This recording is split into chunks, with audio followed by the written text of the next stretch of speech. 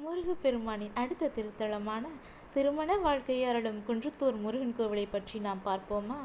சுப்பிரமணியர் கோயில்கள் தமிழ்நாட்டின் பல இருந்தாலும் அவற்றில் முக்கியமாக திருத்தலமாக இருக்கக்கூடியது குன்றத்தூரில் குடிகொண்ட குமரனது ஆலயமாகும்.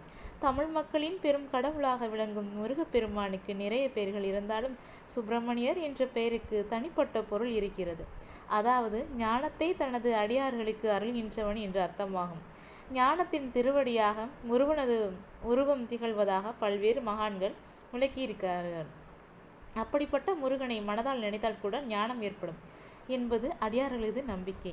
அத்தகைய சுப்பிரமணியர் கோவில்கள் தமிழ்நாட்டின் பல பகுதிகளில் உள்ளன. அவற்றுள் முக்கியமான திருத்தலமாக இருக்கக்கூடியது குன்றத்தூரில் குடிகொண்ட குமரது ஆலயமாகும். சிறு குன்றின் மீது அமைக்கப்பட்ட இக்கோயிலை தரிசிக்க 80 படிகளும் மேலாக ஏறி செல்ல வேண்டும். வழியில் இருக்கும் வலஞ்சுரி விநாயகர் நம் தடைகளை சுலபமாக விளக்கி அருள் புரியக்கூடியவர்.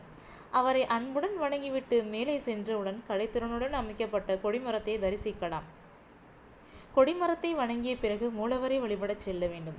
இந்த திருத்தலத்தின் மூலவராக வீற்றிருப்பவருக்கு சுப்பிரமணியர் என்ற திருநாமத்துடன் வள்ளி தெய்வானை சமேதராக அருள் புரிகின்றனர்.